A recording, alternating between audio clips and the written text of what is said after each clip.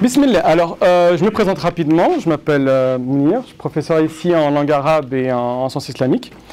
Donc, du coup, ce soir, on va essayer de faire une présentation assez globale. Vous préférez la version longue ou la version courte? Version courte? Non, il n'y aura pas de version courte, malheureusement. Ce sera relativement long. Hein. Comme ça, hein? Il y aura certainement des questions. Il y aura des questions. En plus d'avoir des questions, on va rentrer dans les détails. D'accord? Parce que c'est une question, vous allez voir, extrêmement sensible, relativement simple hein, au niveau des arguments, mais qui est essentielle surtout quand on est confronté à cette question. Donc on va essayer de donner le maximum d'arguments pour pouvoir comprendre la question. On ne va pas simplement dire c'est autorisé ou c'est interdit, absolument pas. On va essayer de comprendre la raison pour laquelle, ou plutôt les raisons pour lesquelles les savants divergent. On va expliquer ceux qui disent les raisons pour lesquelles certains savants disent oui, et les autres raisons pour lesquelles d'autres savants disent non. Donc je suis désolé, au début il y aura un petit peu de technique, mais qui va nous permettre de comprendre le raisonnement de chacun, incha'Allah ta'ala. Donc je vous présente le programme de ce soir. Tout d'abord, on va essayer d'expliquer une question cruciale dans le domaine du fiqh, dans la question de la divergence, c'est les textes dans la législation musulmane, est-ce qu'il existe un degré ou bien multiple? Des fois, on donne des explications et dit oui, mais sur cette question, il y a un hadith. Les savants savent qu'il y a des hadiths. Mais par contre, vous allez voir que dans la tradition musulmane, dans la législation musulmane, il n'y a pas, tous les textes ne se valent pas. Faites attention à cela. Deuxième des choses, on va essayer d'expliquer, vous allez voir, les titres font un petit peu peur, mais c'est relativement simple. Hein. L'extraction des prescriptions juridiques, les étapes à connaître. Vous allez voir 4 étapes, on va essayer d'y aller de manière progressive, expliquer chaque étape avec le terme technique en langue arabe et donner la signification en français. Ensuite, traiter la question par le mafhoum et le maqsad. Vous allez voir, ne vous inquiétez pas, qu'est-ce que veut dire le mafhoum, qu'est-ce que veut dire le maqsad, et on va essayer de donner une réponse précise à cette question en mettant en avant la gravité des textes sur la question du meurtre. Vous allez voir que le mafhoum fait référence au sens implicite. Si l'islam interdit de manière catégorique la question du meurtre, vous allez voir que de manière implicite, l'islam fait l'éloge de la vie. On poursuit, barakallahu fikum. Ensuite, quatrième chose, c'est la divergence d'opinion, comprendre les règles et les normes. C'est une question fondamentale qui nous manque énormément en France. C'est est-ce qu'il y existe qu'une seule vérité ? Et comment gérer la question de la divergence? Je ne suis pas d'accord avec quelqu'un, est-ce que je suis dans l'obligation de le critiquer, de l'insulter, de le rabaisser, de le mépriser? Ou bien il y a une possibilité d'écouter ses arguments, d'essayer de développer avec lui, et ensuite, si on n'est pas d'accord, qu'est-ce que les savants ont mis en place comme normes juridiques pour pouvoir faire taire tous les différents débats ou les commentaires inutiles? Cinquième chose, l'avis juridique contre le don d'organes. On va essayer de l'expliquer, donner les principales personnes ou les principales instances qui interdisent la question du don d'organes. Et enfin, on va finir avec l'avis juridique pour le don d'organes. On ne va pas simplement dire qui est d'accord pour le don d'organes. On va dire qui est d'accord, mais également les raisons pour lesquelles ils autorisent le don d'organes. Très bien. Alors, vous allez voir, c'est un petit peu technique, mais on va faciliter au maximum. Il n'y a aucune question taboue. Allah barak fikum. Vous avez une question, posez-la, n'hésitez surtout pas. Très bien. Donc les textes dans la législation musulmane, degré unique ou bien multiple. Normalement, avant de débattre de n'importe quelle question en islam, on est dans l'obligation de saisir ce que je vais mentionner. Ceux qui ne maîtrisent pas cela n'ont pas le droit de parler au nom de la religion. C'est quelque chose qui est enseigné dans toutes les universités islamiques à travers le monde. Depuis l'époque, pas à l'époque du prophète sallallahu alayhi wa sallam de manière précise, mais principalement après la mort du prophète sallallahu alayhi wa sallam, on faisait la distinction entre cela. Et une deuxième catégorie de textes, c'est la notion de muhkam et de mutashabih. D'accord? À savoir que dans l'islam, vous avez des textes qui relèvent de ce qu'on appelle en arabe le qat'i. Qat'i, ça veut dire quoi? Pas de marge d'interprétation et une authenticité sans faille du texte. C'est une catégorie relativement faible de nombre de textes qu'on retrouve dans la législation musulmane. Ces textes, ils font référence à ce qui est touché d'immutabilité, et ce sont les textes fondateurs de la législation musulmane.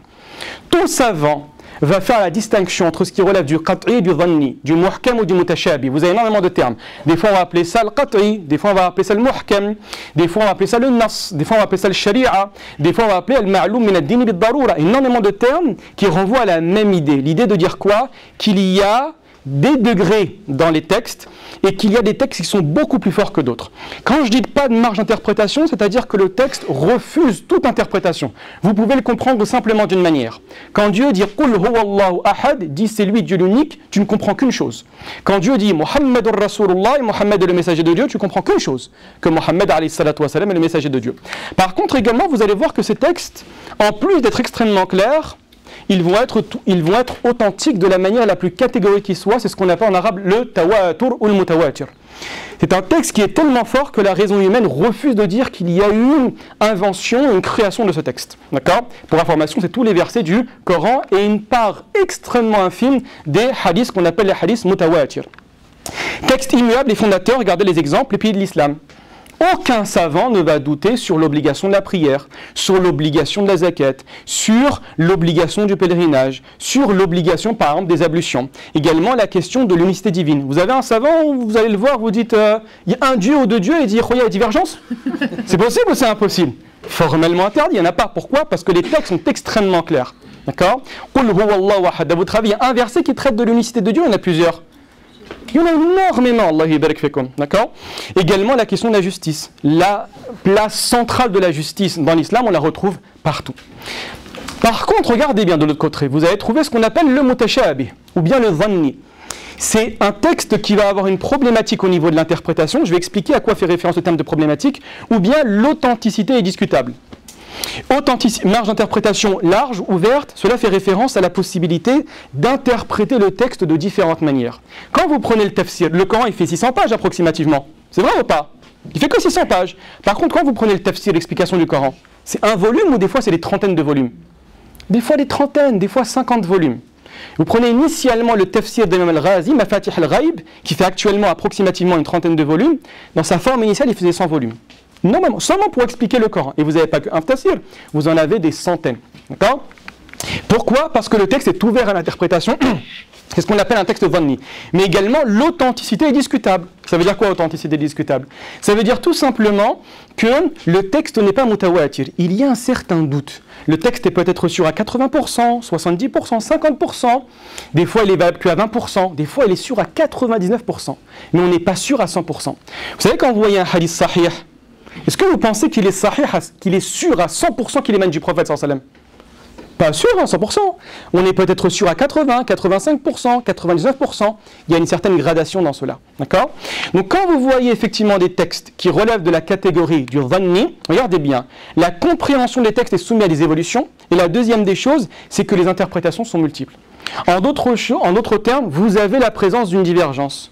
Pourquoi il y a une présence d'une divergence? Tout simplement parce que certains savants vont accepter ce hadith, d'autres vont le rejeter. Quand je dis le rejeter, faites attention, c'est mettre en suspens. Ils considèrent qu'il n'a pas toutes les conditions pour pouvoir être éligible dans le domaine du fiqh. Ils vont considérer que ce hadith-là est problématique au niveau de l'authenticité. Également au niveau de la marge d'interprétation, vous allez voir pour la suite, je vais donner des exemples, vous avez différentes interprétations.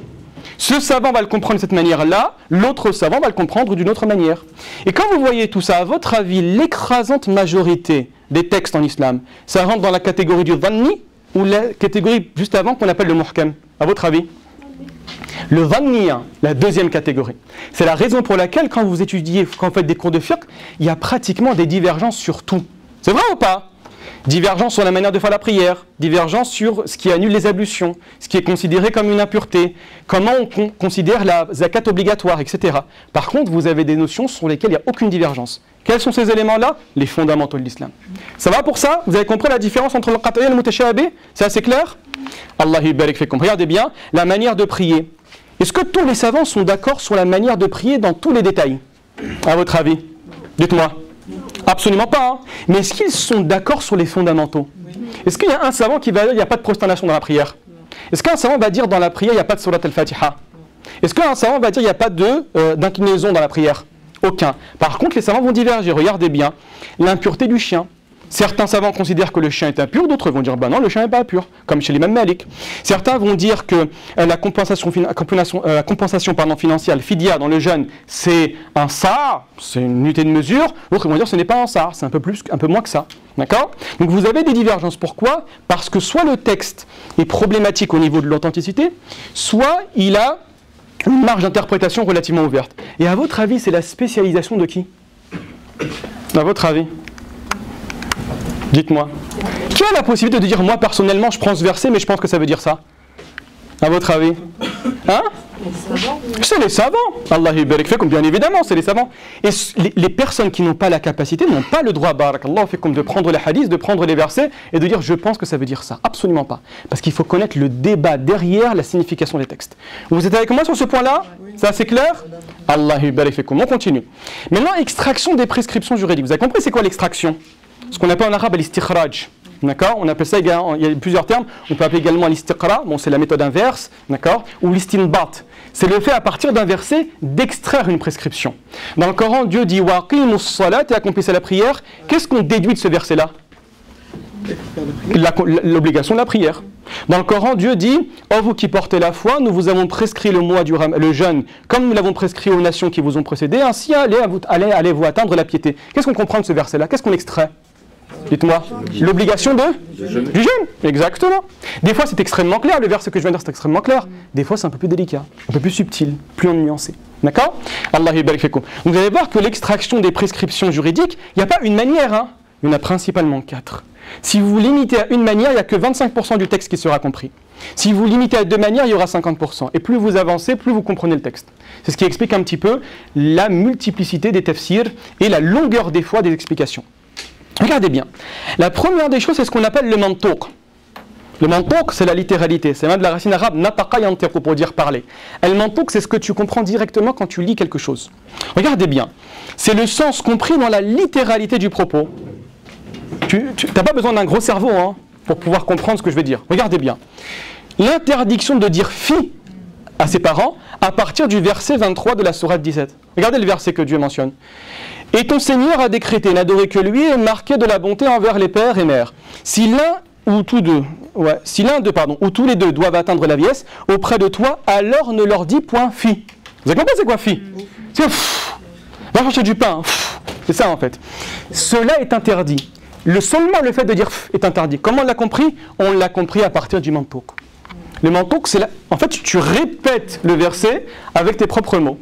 Dans le Coran, Dieu dit Muhammadur Rasulullah. Mohammed est le messager de Dieu. C'est quoi le mantouk? Tu répètes. Mohammed est le messager de Dieu. Qul huwallahu ahad. C'est quoi le mantouk? Dieu est unique.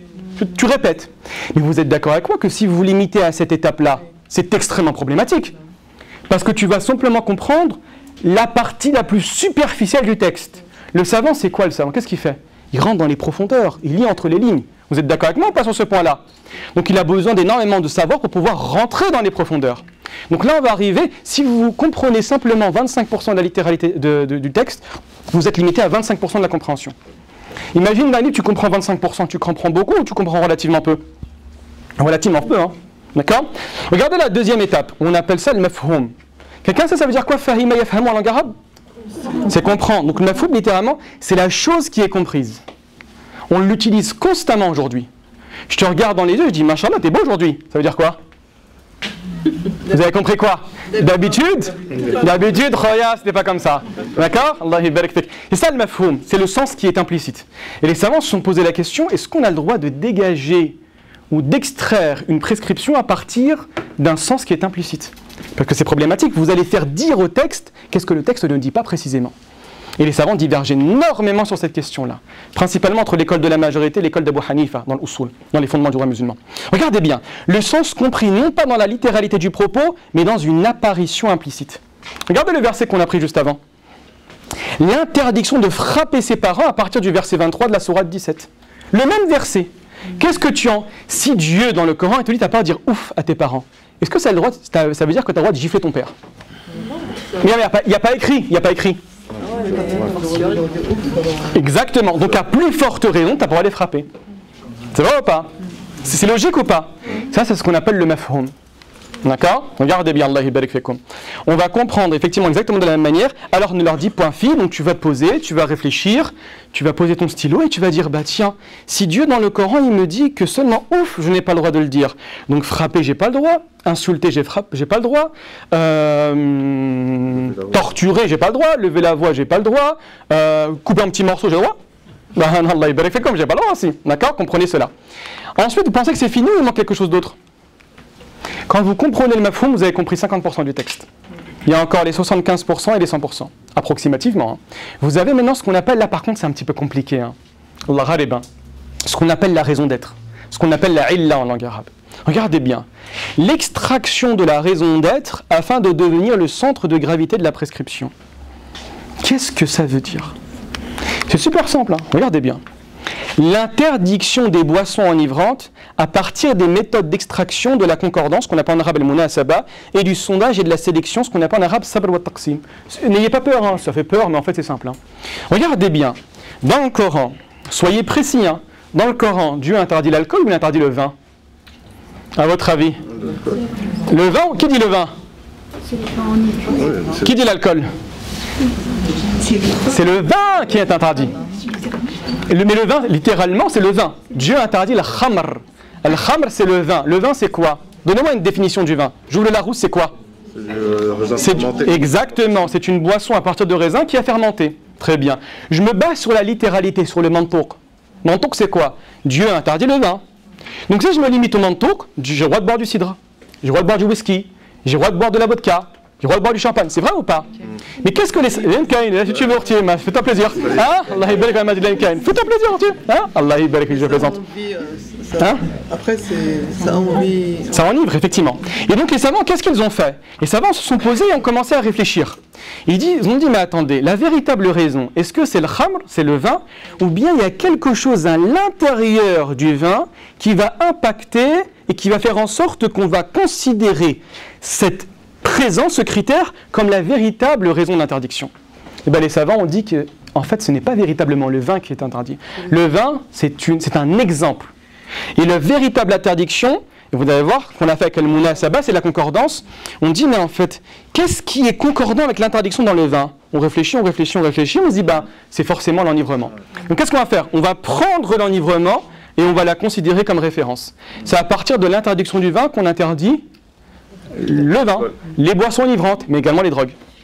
Dis-moi. C'est quoi la différence entre le sens implicite et la raison d'être? Parce que, implicitement, on comprend ça aussi. Il y a une ressemblance, effectivement. Mais quand tu dis le mafhoum, regarde bien, quand tu dis mafhoum, c'est simplement ce qui est à l'opposé, ce qui est compris de manière implicite. Mais en fait, moi, je ne l'ai pas mentionné de manière précise. Quand, par exemple, Dieu dit que tu dois faire cela 100 fois, le sens implicite, c'est que tu n'as pas le droit de faire 99 et tu n'as pas le droit de faire 101. C'est ça en fait le sens implicite, il y en a plusieurs. Tu vois ce que je veux dire ou pas? Si Dieu il te dit que tu dois prier, c'est un exemple qui n'existe pas mais je le donne, tu dois prier jusqu'à 15 heures, bah, tu comprends que tu n'as pas le droit de prier après 15 heures. Tu vois? Là c'est pas la même chose, là on va essayer d'extraire le motif en fait de la législation, le motif de la prescription. Tu vois ce que je veux dire ou pas? Donc il y a deux manières, soit c'est le munasaba et là c'est purement rationnel. Hein. Le munasaba c'est purement rationnel, tu dis qu'est-ce qui est concordant avec l'interdiction? D'accord? Bah là, les savants ont pensé que c'était l'iskar, c'est l'enivrement. Vous avez la deuxième, c'est un petit peu technique et c'est facile, le sondage et l'élection. En fait, tu vas prendre tous les critères du vin et ensuite tu vas les passer au crible un par un. Et tu vas essayer de déterminer mais lequel est propre à l'interdiction. Le vin est rouge, le vin c'est un liquide, le vin peut être sans mauvais, le vin a un certain prix, le vin est enivrant. Est-ce que Dieu a interdit le vin parce que c'est rouge? Ben non, parce qu'il y a d'autres aliments qui sont rouges qu'on a le droit de manger. Est-ce que Dieu a interdit le vin parce que c'est un liquide? Ben non, j'ai le droit de boire de l'eau. Tu passes au crible tous les critères et ensuite tu arrives à l'iskar, à savoir l'enivrement, tu dis c'est forcément celui-là. Donc là, je vous ai donné un exemple relativement simple, hein, mais vous en avez beaucoup d'autres où c'est beaucoup plus difficile. Ça va pour ça ou pas? Et donc tout à l'heure quand on a pris l'exemple de ne pas dire ouf à tes parents, en fait c'est quoi la vraie raison d'être? Exactement. En fait, c'est l'idée, tu n'as pas le droit de susciter au sein du cœur des parents ou avec tes parents quelque chose qui va leur nuire. Tu vois ce que je veux dire ou pas? Si par exemple, ton père ou ta mère ne supporte pas que tu regardes comme ça, bah, c'est que tu as pas le droit de le faire. Il n'y a aucun texte qui l'interdit. Hein. Mais comme tu sais que c'est interdit parce que ton père va comprendre cela, ça va le nuire, bah, tu as pas le droit de le faire. Vous me saisissez sur ce point-là ou pas? Est-ce que vous pensez que c'est suffisant? Non, Orti, c'est pas suffisant. C'est pas suffisant, Orti. Hein. Il manque la dernière. Et c'est la chose la plus importante. Aujourd'hui, on se trouve dans quel institut?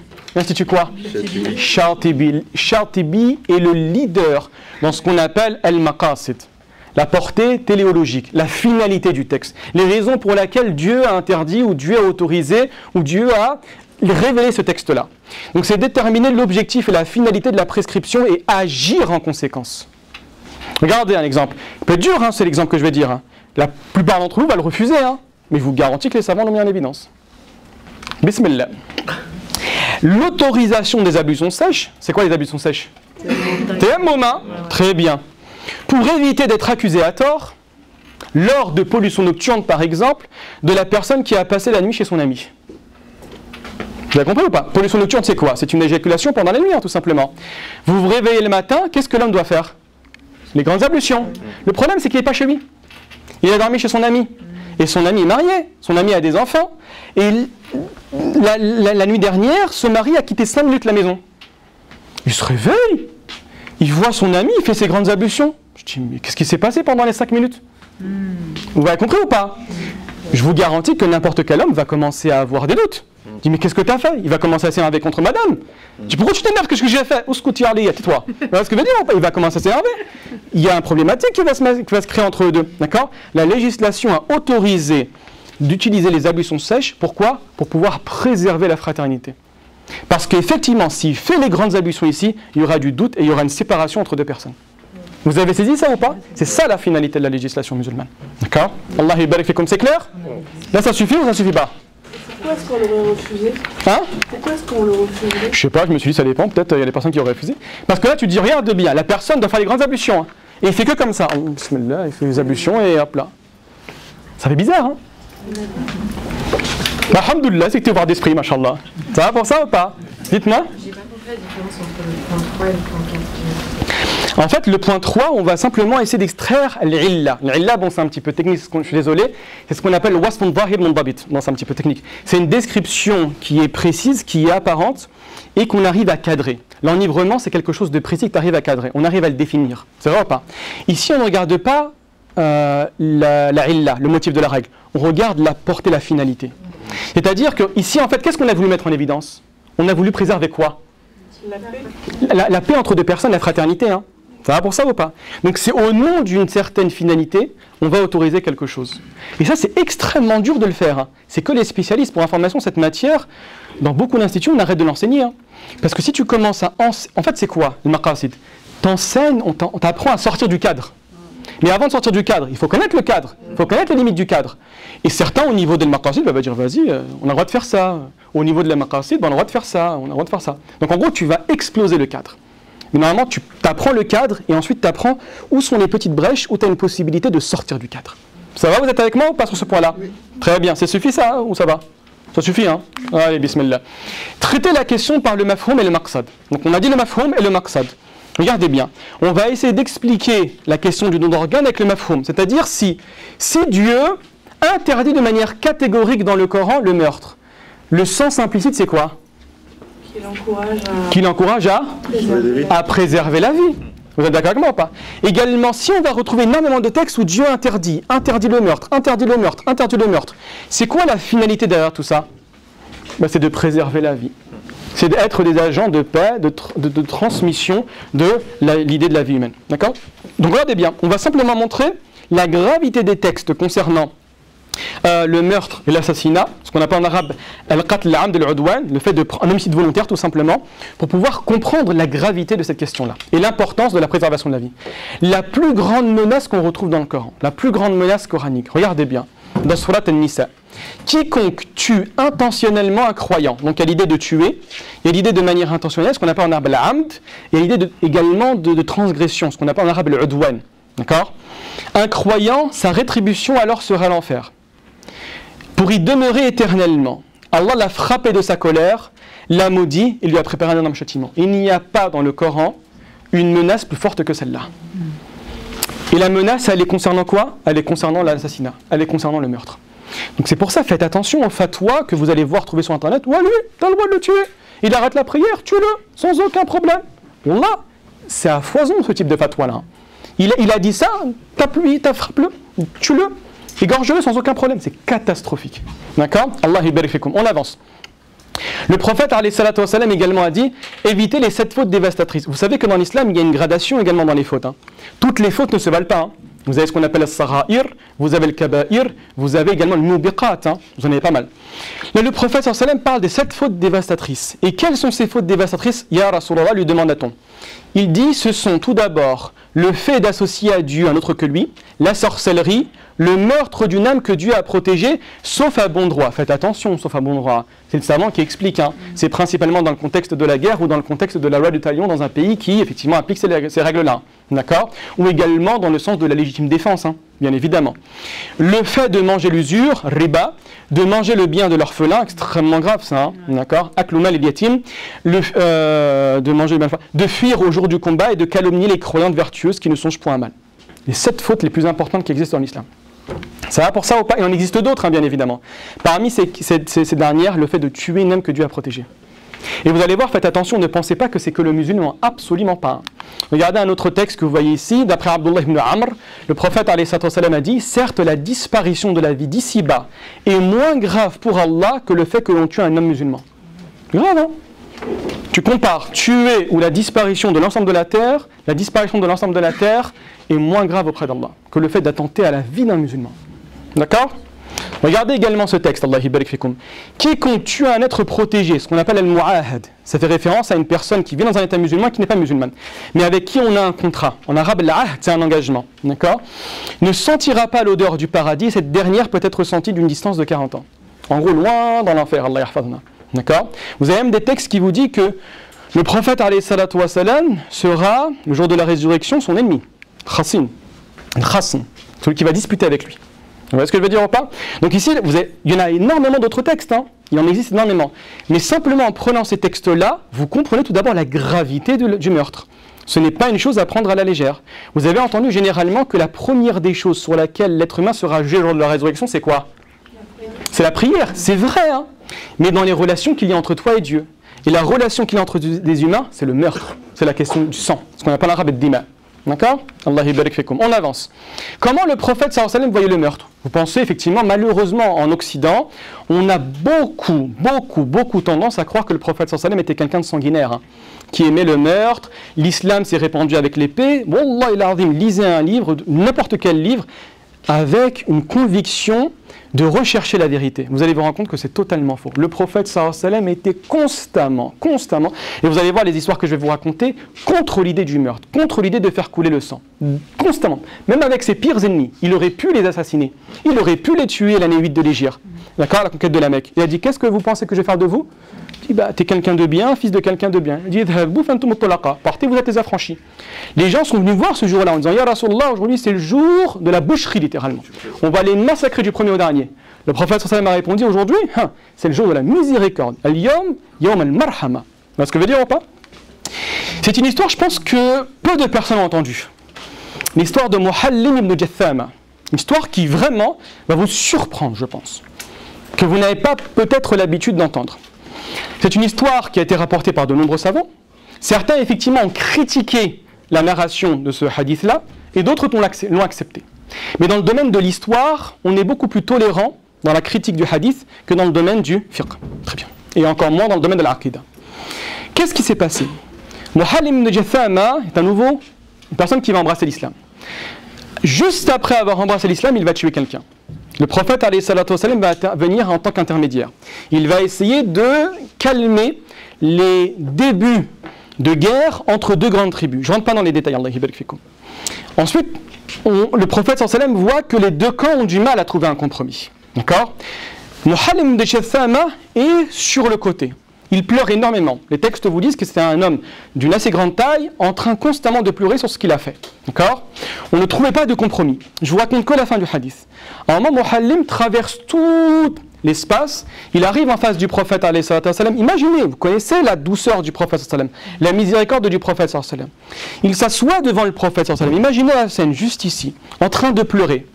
Et lui dit, Ya Rasulallah, certes, tu as vu ce que j'ai fait. Je le reconnais. Je ne le refuse pas, je ne le récuse pas. Et je te demande simplement que tu demandes pardon pour Dieu à moi. Le prophète sallallahu alayhi wa sallam va lui dire, Ya Muhallim, est-ce que tu as tué une âme protégée alors que tu venais d'embrasser l'islam? Il dit oui. Le prophète sallallahu alayhi wa sallam dit, Ya Allah, ne pardonne pas à Muhallim, en levant la voix. En levant la voix, et certaines versions vous disent en levant les mains au ciel. Certaines versions vous disent que le prophète sallallahu alayhi wa sallam n'a jamais demandé pardon à Muhallim de Jathama. D'autres, comme Ibn Ishaq, vont dire qu'effectivement par la suite il a demandé le pardon à Muhallim de Jathama. Connaissant la douceur du prophète sallallahu alayhi wa sallam, vous comprenez que le prophète sallallahu alayhi wa sallam détestait de la manière la plus catégorique qui soit la question du meurtre. Également l'histoire de Oussama ibn Zayd. Vous connaissez tous Zayd ibn Haritha. l'enfant qui a été adopté par le prophète alayhi salatu wassalam avant l'islam. À l'époque, on l'appelait Zayd ibn Muhammad. Le prophète sallallahu alayhi wa sallam l'aimait beaucoup. Zayd aimait également énormément le prophète alayhi salatu wassalam. Au point où Oussama, Zayd, pardon, son père, a préféré rester avec le prophète sallallahu alayhi wa sallam que de retourner avec son père biologique. D'accord ? Zayd a eu un fils, Oussama. Très bien.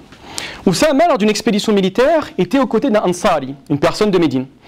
Ils arrivent, de bon matin, ils sortent, ils les attaquent, combat. L'une des personnes qui en face de lui voit qu'il va perdre. Vous avez un Ansar ici, un Médinois, et Oussama ibn Zayd. Oussama ibn Zayd, pardon. La personne, l'ennemi, qu'est-ce qu'il fait? Il lâche son arme et il dit La ilaha illallah. Qu'est-ce que fait l'Ansari? Il arrête. Il rebouche chemin. Oussama, il dit, intérieurement, il l'a fait pour quelque chose. Il prend sa lance et il le tue. On revient au prophète alayhi salatu wassalam, l'information arrive au prophète alayhi salatu wassalam. Le prophète sallallahu alayhi wa sallam va voir Oussama, il dit, Ya Oussama, aqataltahu ba'da an qala la ilaha illallah, tu l'as tué après qu'il dit la ilaha illallah. Oussama va se défendre, dit Ya Rasulallah, il l'a dit pour se protéger. Et le prophète sallam répondait, tu l'as tué après qu'il dit la ilaha illallah. Oussama disait, Ya Rasulallah, demande pardon. Ya Allah, demande pardon à Dieu pour moi. Et là le prophète sallam répétait, est-ce que tu l'as tué après qu'il dit la ilaha illallah? Au point où Oussama ibn Zayd disait, j'aurais préféré embrasser l'islam après cet événement. Vous avez une deuxième version où le prophète sallallahu alayhi wa sallam va dire, Ashaqaqta qalbahu, est-ce que tu as ouvert son cœur pour voir s'il l'a dit par sincérité ou il l'a dit par peur? C'est ce que je veux dire ou pas? Et par la suite, une troisième version également dans Muslim, où le prophète sallallahu alayhi wa sallam va dire, Ya Oussama, et imaginez, voilà, cette parole fait peur. Qu'est-ce que tu vas faire le jour de la résurrection, où la ilaha illallah va arriver et va témoigner? Qu'est-ce que tu vas faire? Et c'est une personne, sincèrement, vous prenez le contexte, tout vous dit, barakallahu fikum, que cette personne l'a fait pour se protéger. Et le prophète sallam l'a refusé de manière catégorique. Allah yabarik fikum. Donc ne pensez pas que l'islam est venu pour pouvoir couper des têtes. C'est totalement faux. Wallah al-azim, il suffit simplement de dire, lis un petit peu, coupe BFM, coupe CNews, ça fait du bien, Wallah. Coupe vraiment, lis un petit peu, fais-toi tes propres opinions, je te promets que ça va aller beaucoup mieux. On avance, Allah yabarik fikum. Comment les compagnons également et savants voyaient le meurtre? Concernant le meurtrier, Ibn Omar disait qu'ils boivent énormément d'eau fraîche. Vous avez compris? C'est bizarre, hein? On venait le voir, il y a Ibn Omar, est-ce que le meurtrier peut se repentir? Il a dit qu'ils boivent beaucoup d'eau fraîche. Hein. Vous savez pourquoi? Qui se prépare à l'enfer. Il n'y a pas de repentir. Ibn Omar, effectivement, considérait que le repentir du meurtrier n'était pas accepté. Et ce n'était pas le seul. Hein. Ibn Abbas également, la même chose. Quand on interrogeait Ibn Abbas, vous savez qu'on l'appelait Turjuman al-Qur'an. Hein. D'accord? Habr al-Umma. C'est-à-dire le savant littéralement de la communauté, l'interprète du Coran. Au sujet du repentir du meurtrier, il faisait répéter la question. Quoi? Il comprenait, hein? Mais il faisait répéter le questionneur. Et ensuite, il terminait par « Et comment pourrait-il se repentir? Comment Allah va le pardonner ?» Vous avez les textes qui interprètent cela et qui, effectivement, acceptent la vision de ces deux compagnons.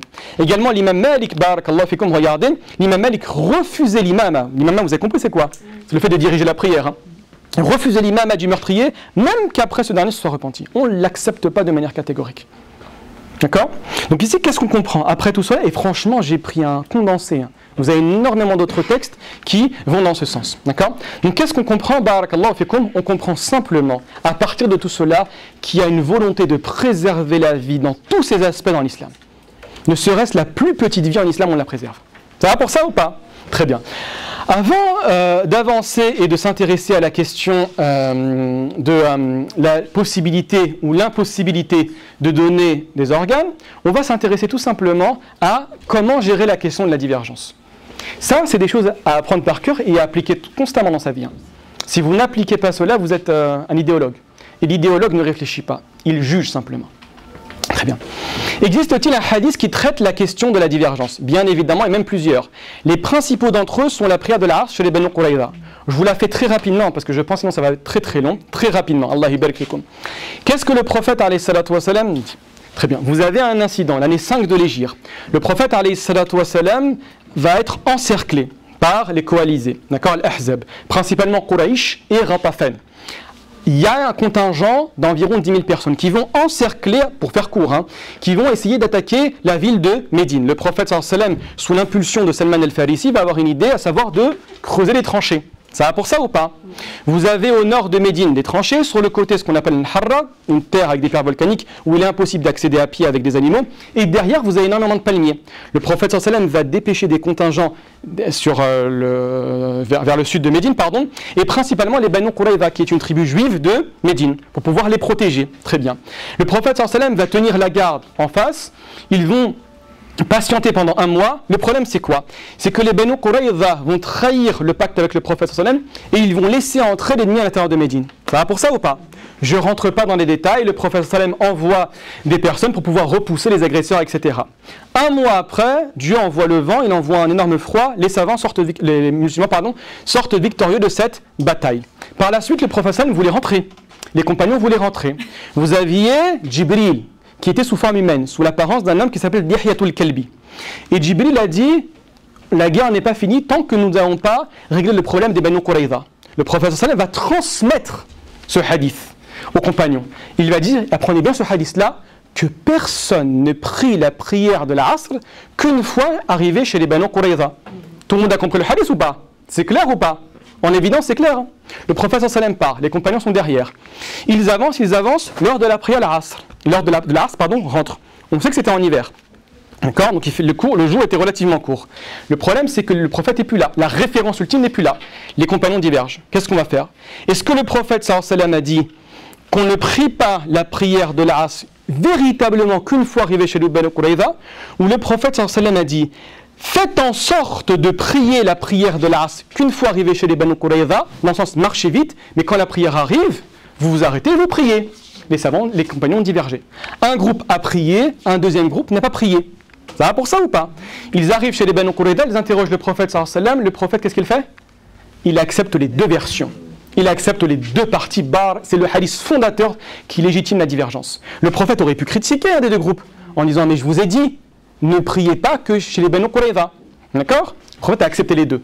C'est le hadith de base qui va expliquer l'émergence de deux groupes en islam, Ahlul Hadith ou Ahlul Ray, les partisans du texte et les partisans de la raison. D'accord?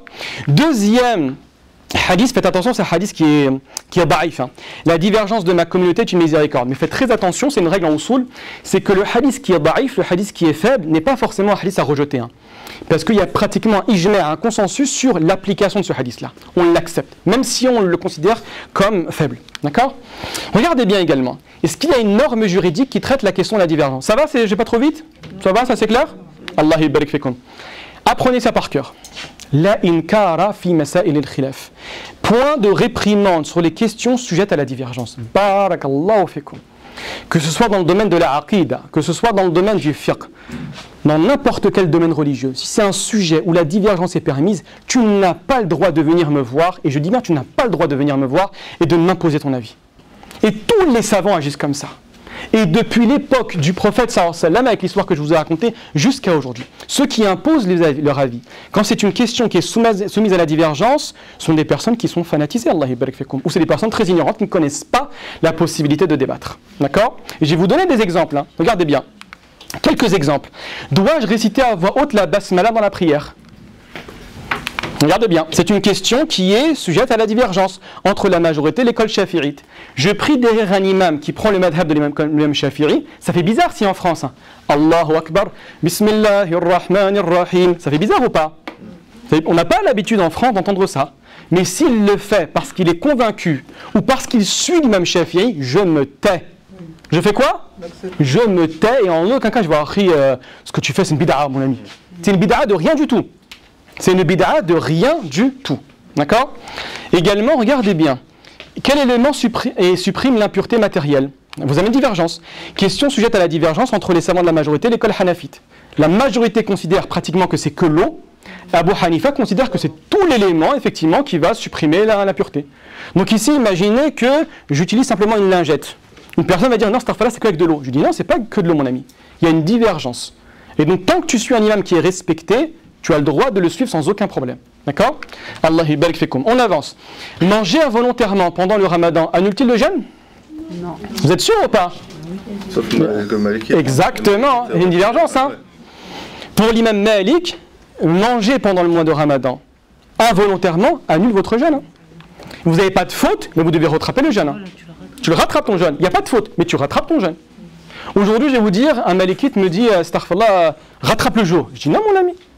Pourquoi non, mon ami? Parce que c'est une question sujette à la divergence. L'imam Malik va avoir autant de légitimité à donner son avis que l'imam Shafi'i ou Abu Hanifa ou Ahmed. Si vous n'avez pas ça en tête, je vous garde, avec ça, vous êtes ouvert d'esprit, Wallah. Et vous êtes tolérant avec toutes les personnes.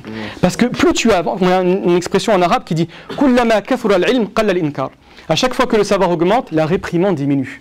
C'est vrai, hein? Celui qui toute la journée, c'est haram, c'est haram, c'est haram, je te garantis, vas-y, récite la Fatiha. Ah, c'est bon, très bien, va t'inscrire là-bas. D'accord? Directement. La basmala était obligatoire avant les ablutions. Non.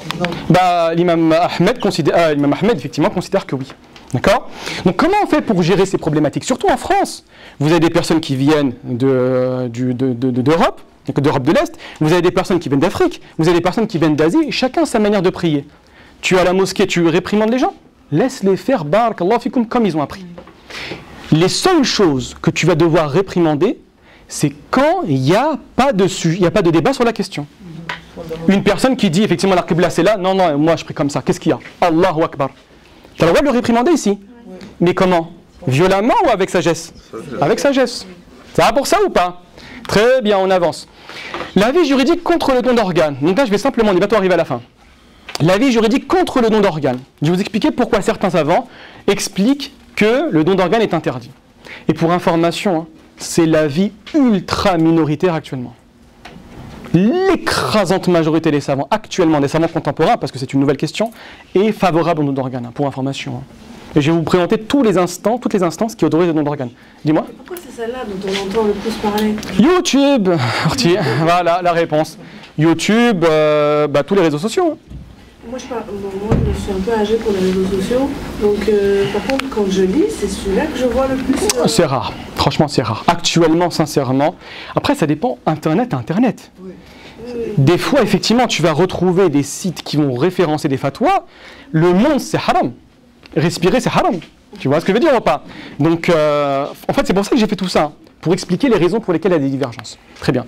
Donc, pourquoi certains savants interdisent le don d'organes? Et ils ont raison, franchement, c'est pertinent des fois leur explication. Hein. Ils vous disent que le don de la propriété d'un tiers est interdit et la dignité de l'être humain. Première raison, j'ai pas le droit de prendre ce téléphone et de le donner à madame. J'ai pas le droit. Pourquoi j'ai pas le droit? Parce que c'est pas à moi. D'accord? Ils considèrent que le corps que vous possédez, ce n'est pas le vôtre. C'est une amana. C'est un dépôt que Dieu a mis entre vos mains et que vous devez le restituer tel quel. Donc on n'a pas le droit de donner ce qui ne m'appartient pas. C'est l'argument le plus fort, hein, pour information. Et également la question de la dignité de l'être humain. L'être humain n'est pas une personne qu'on va mettre par la suite sur une table d'opération et qu'on va ouvrir, on va récupérer ça, tu préfères ça, non, etc. Bon, c'est pas comme ça que ça se passe, mais c'est perçu de cette manière-là. La deuxième des choses, et c'est un argument qui n'est pas très fort, l'interdiction, ce qu'on appelle en arabe al-muthla, la mutilation. Parce que véritablement, il y aura ouverture, il y aura prise, etc. Et ça va effectivement attenter à la dignité de la vie humaine. Pour information, ce sont les principaux arguments des personnes qui interdisent. Ça va pour ça ou pas? Très bien. Maintenant, les personnes qui autorisent, l'avis juridique pour le don d'organes. Explication. Quelle instance scientifique autorise le don d'organes? Je vais vous faire la liste de pratiquement, à ma connaissance, tous les instituts, toutes les instances qui autorisent le don d'organes. Vous savez qu'actuellement, Allah yubarik fikum, dans les questions complexes, ce n'est plus un savant qui émet une fatwa. Ce sont des groupes de savants. Le monde est devenu tellement complexe qu'on ne peut pas répondre instinctivement. Sur la question par exemple des crypto-monnaies, pensez que la réponse se fait par un savant? Il faut être compétent aussi bien dans le domaine du fiqh que dans le domaine de l'économie. Vous êtes dans l'obligation. Dans le domaine du don d'organes, les fatwas ont été mises par un conglomérat de plusieurs spécialités. Hein. Vous avez bien évidemment les théologiens, mais bien évidemment également les médecins et également les hommes de loi. Obligatoirement, vous ne pouvez pas faire ce que vous voulez en termes de don d'organes. C'est la raison pour laquelle, quand je vais vous présenter la fatwa qui autorise le don d'organes, le scientifique, quand il donne l'avis, il donne simplement des éventualités, des probabilités. Voilà qu'est-ce qui est possible et voilà qu'est-ce qui serait interdit. Mais est-ce que c'est effectif ou pas? Il n'y a que Allah qui sait. D'accord? Regardez bien. Vous avez tout d'abord le Conseil européen de la fatwa et de la recherche. Alors comme vous pouvez voir, c'est une instance de savants à vocation d'émettre des fatwas pour les musulmans européens. D'accord? Il y a approximativement une vingtaine de savants qui statuent sur des questions problématiques uniquement en Europe. Donc en France, en Belgique, au Royaume-Uni, etc. Vraiment que en Europe. D'accord? Vous avez énormément de grands savants pour information. Vous allez trouver également l'université d'Al-Azhar, extrêmement connue. Hein. C'est peut-être la référence la plus importante dans le domaine religieux. Hein. Plus grande université islamique d'Égypte et également une référence islamique mondiale. D'accord, approximativement avec l'ancien cheikh de l'Azhar, Tantawi, qui a autorisé effectivement, et aujourd'hui, approximativement, ils autorisent le don d'organes. Vous allez retrouver également l'Académie internationale du fiqh islamique à Jeddah, d'accord, basée à Jeddah, 76 membres, 57 États, effectivement, ils autorisent. D'accord. Vous allez retrouver également l'Islamic Fiqh Council, le Majma' al-Fiqh l'Islami fi Mecca, par contre c'est à Mecca, instance de savants basée à Mecca, qui également autorise. Vous allez retrouver également Dar al-Ifta, donc c'est le mufti simplement, les affaires religieuses de Jordanie, qui effectivement qui vont autoriser. Donc vous avez énormément d'instances qui autorisent la question du don d'organes. Mais ils ne l'autorisent pas de manière catégorique et absolue. Ils émettent certaines conditions. C'est la raison pour laquelle on va évoquer les conditions juste après. Alors très rapidement, ce serait vraiment très long d'exprimer et d'expliquer tous les arguments juridiques. Je vais simplement en présenter deux. Quels sont les principaux arguments juridiques qui abondent dans le sens de l'autorisation? Vous avez tout d'abord certains versets coraniques. D'accord? Et la deuxième des choses, ça va être les finalités de la législation. Ce qu'on a dit la dernière fois, al-maqsad. Vous vous souvenez du maqsad? Très bien. Alors pour les versets coraniques, j'en ai mentionné qu'un. Bismillah. Le principal verset coranique sur la question, je pense que vous l'avez déjà entendu, c'est pourquoi nous avons prescrit pour les enfants d'Israël que quiconque tuerait une personne non coupable d'un meurtre ou d'une corruption sur la terre, c'est comme s'il avait tué tous les hommes. Et quiconque lui fait don de la vie, c'est comme s'il faisait don de la vie à tous les hommes. Extrêmement clair. Extrêmement clair sur l'idée de véhiculer la volonté de préserver la vie. D'accord? Vous avez bien évidemment d'autres textes. Et parmi les règles des maqasid, la volonté de la préservation de la vie et la bienveillance. Quand vous vous intéressez aux règles de la préservation, vous avez 5 règles fondamentales que les savants ont mis en considération. C'est la préservation de la religion, la préservation de la vie, la préservation de la raison, la préservation de l'argent et la préservation de la descendance. La préservation de la vie rentre en deuxième position. D'accord? Et également l'idée de la bienveillance qu'on appelle en arabe al-ihsan. Pourquoi la législation a été révélée. Vous avez également l'entraide et la coopération dans le bien, ce qu'on appelle le ta'awun ala al-birri wa at-taqwa. Vous avez également soulager la détresse, tafrij al-kurub. Vous avez des éléments fondamentaux qui indiquent effectivement la volonté de préserver la vie. Maintenant, rapidement, j'exprime simplement les différents cas. Allah barik fikum. Dans la présentation des différents cas qui sont possibles ou qui sont interdits, ce sont que des hypothèses. Il y a des hypothèses extrêmement, il y a des cas qui sont effectivement connus, appliqués actuellement, et le savant, quand les instances de savants donnent des avis, ils donnent toutes les hypothèses possibles. Dans ce cas, c'est possible, dans ce cas, c'est interdit, en dépit de si c'est pratiqué ou pas. Faites attention à cela. D'accord? Bismillah. Donc, le don à partir du même corps, sans os, peau, c'est autorisé. Tu prends d'un corps, tu mets sur l'autre partie. En général, la peau, par exemple, pour les questions de brûlure. D'accord? Donc, être certain du bénéfice pour le receveur.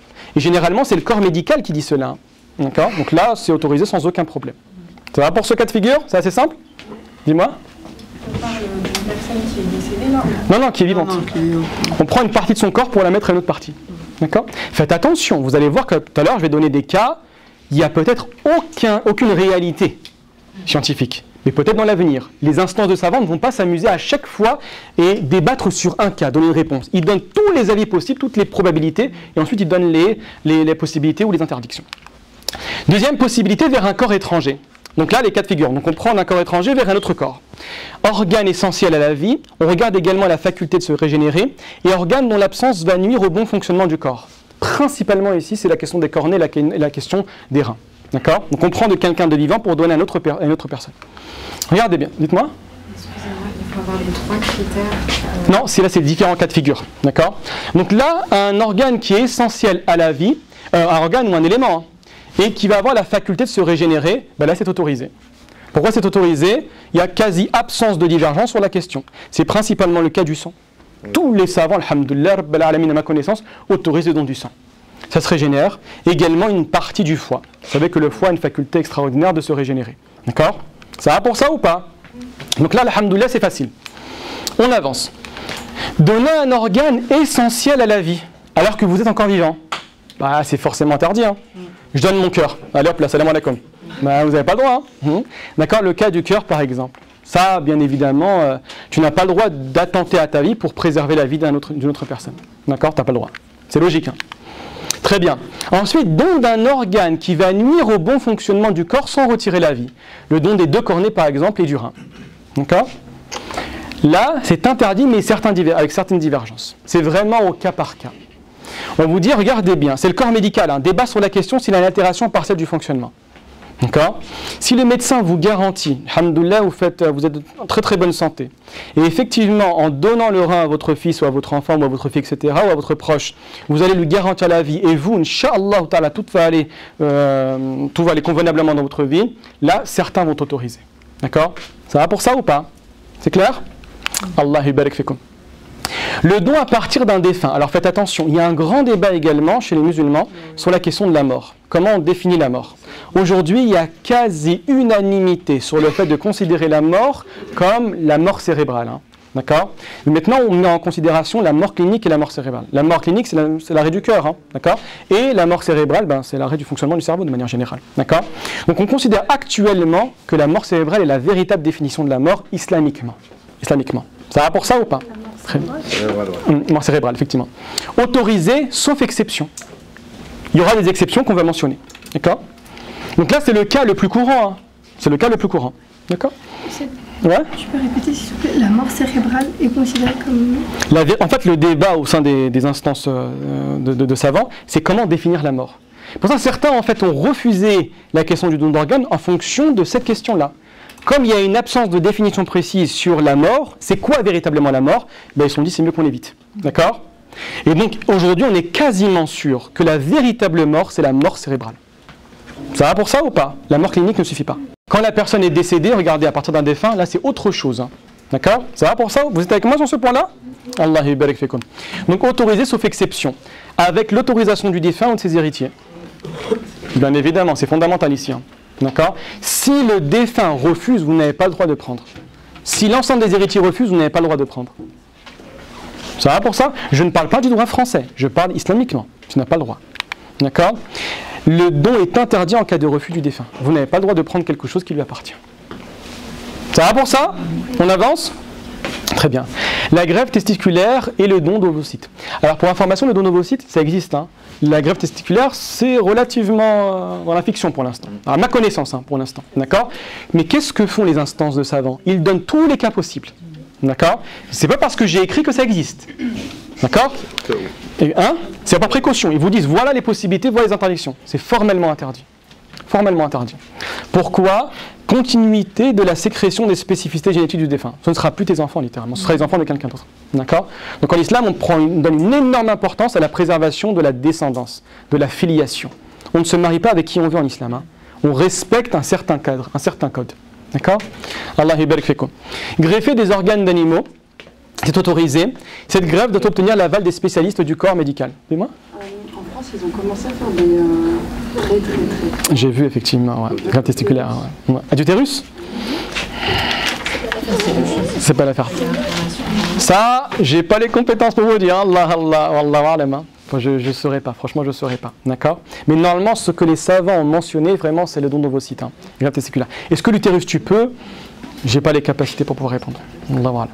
D'accord? Dites-moi, ça va, ça c'est clair? On avance? Donc greffe et... D'accord? Cette greffe doit obtenir l'aval des spécialistes du corps médical. Si effectivement dans l'avenir, il y a une possibilité de greffer des organes d'animaux, effectivement on l'autorise. C'est déjà fait, effectivement. C'est déjà fait. Effectivement. D'accord? Donc là, Allah yubarik fikum, c'est vraiment des cas généraux. Très bien. On avance. Quelques cas annexes. Après, le cours est fini. Est-il possible de faire don de tout son corps? Non. Ici, non, c'est problématique. Je ne parle pas au niveau du droit français. Barakallahu fikum. Je parle ce que disent les savants dans les différents cas possibles. Ils vont dire non, cela est interdit, absence de rite funéraire pour le défunt, lavage, enterrement, prière. Il n'y aura plus de corps en fait. D'accord? Greffer une main par exemple. Une greffe de main. Il n'y a pas de souci, Inch'Allah. Pas de souci. Est-il permis de vendre des organes? Vous connaissez la réponse ou pas? Hein? Ça se vend bien. D'accord? Attendez, on n'a pas fini. D'accord? Est-il permis de vendre des organes? Non, bien évidemment, c'est interdit. La dignité de l'être humain interdit cette transaction, bien évidemment. D'accord? Vous avez d'autres cas que je n'ai pas voulu mentionner. Par exemple, la mère sait son enfant condamné et elle va le laisser pour pouvoir accoucher et prendre les organes directement du nouveau-né mort. Est-ce que tu peux ou tu peux pas? Il y avait une personne de ma connaissance, d'accord? Une personne que je connais. Sa copine, on lui a dit, après j'ai oublié le terme technique, une échographie, que son enfant n'avait pas de nez et n'avait pas de bouche. Donc il va mourir à la naissance. Ils lui ont dit, hein. D'accord? Est-ce que, voilà, on va te proposer généralement d'interrompre la grossesse dans ce cas de figure, d'accord? C'est relativement rare, mais ça arrive quand c'est vraiment à la fin. Et donc du coup, là, est-ce que tu as le droit de laisser ton enfant dans ton ventre, alors que tu le sais condamné à 100%, pour pouvoir par la suite prendre les organes du bébé, parce que tu le sais condamné. Là, les savants divergent. Hein? Pour les donner à d'autres enfants. Ou même tout simplement d'accoucher. Non, tout simplement. On le sait par exemple, un âge relativement précoce. Regardez bien. On le sait, l'enfant condamné. On va proposer effectivement à la mère, est-ce que vous voulez interrompre votre grossesse? Elle dit non, pour le laisser en vie, on sait qu'on pourra prendre certains organes. Si tu peux ou tu peux pas. Alors cette dame-là, on lui a proposé, mais après c'est un petit peu délicat. Est-ce qu'on veut prendre le pied de l'enfant? C'est délicat quand même, hein? Vous voyez ce que je veux dire? C'est délicat. Après, c'était pour la science, mais c'est dur en fait pour la mère d'entendre ça. Les savants divergent. Je n'ai pas mentionné ce cas précis. D'accord? Les savants l'ont autorisé pour information. Dis-moi. Par rapport à ce cas-là, est-ce qu'il est préférable de laisser l'enfant naître et qui meurt naturellement? Bon, là c'est complexe. Hein. Là c'est même pas une question de fiqh. Hein. C'est pas une question de fiqh. Hein. C'est question, tu sais que ton enfant, il est mort. Tu sais qu'il va mourir devant tes bras, devant toi, et tu sais qu'on va le charcuter. Non, mais hormis le jugement, les savants l'ont autorisé. Autorisé de tuer ton enfant? Non, pas ton enfant. Non, pas le tuer. Non, pas l'intervention de voter. Ils l'ont. Regardez, c'est terminé. Ils ont dit quoi? Ils ont dit que dans ce cas de figure, si tu sais ton enfant condamné, ils vont autoriser effectivement à ce que tu laisses ton enfant, tu accouches normalement ton enfant, que ton enfant, Allah yarfadna, qu'il décède, et qu'on prenne les organes de ton enfant.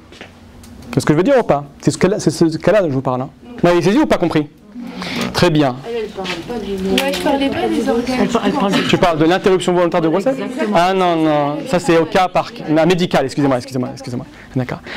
À partir, sans rentrer dans les débats, parce que c'est une autre question, la question de l'avortement, ça n'a rien à voir avec ça, d'accord? C'est après une certaine période, 120 jours, vous n'avez plus le droit. Dans absolument tous les cas, à l'exception d'un cas, ça va conduire à la mort une mort pratiquement sûre de la mère. C'est dans tous les cas, non, pas de l'enfant, de la mère. Le débat se trouve simplement en dessous des 120 jours. Ça va pour ça ou pas? 120 jours. Ça va pour ça. Le débat n'existe pas après les 120 jours. Seulement pour le cas que je viens de dire. Dis-moi. En dessous des 120 jours, il y a un débat? Il y a un débat, bien évidemment. Bien évidemment qu'il y a un débat. La plupart va autoriser si véritablement il y a une malformation extrêmement importante. D'accord? La problématique en islam, c'est qu'on ne joue pas avec un fœtus. C'est pas parce que j'ai pas envie aujourd'hui, je vais à la plage à le plat. D'accord? Il y a cette idée-là en fait en islam. Où il y a la dignité ultime de la vie humaine.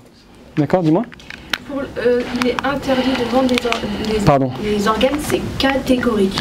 Ah, tous les savants, oui, ça. Même à ma connaissance, tous les États aussi. Hein. De vendre faire business. Non, en fait, parce que ça relève d'une autre question. Vas-y, dis-moi. Aussi préserver la vie. Ouais. Par exemple, chez nous en Égypte, ça se fait malheureusement beaucoup dans certaines campagnes très reculées, où des familles n'ont pas à se nourrir, et malheureusement, on parle aussi de préserver la vie ici, où il y a des parents qui vont aller vendre un rein pour tenir encore 1 an ou 2 ans. Interdit de manière catégorique. Regarde le film Repomen, tu penseras à moi. Ça parle exactement de cette problématique-là. Ah mais parce que eux, ils s'autorisent. Oui, mais je sais. Il y en a plein qui s'autorisent des choses hein, au nom de la pauvreté. Hein. Alhamdoulilah, on arrive à la fin.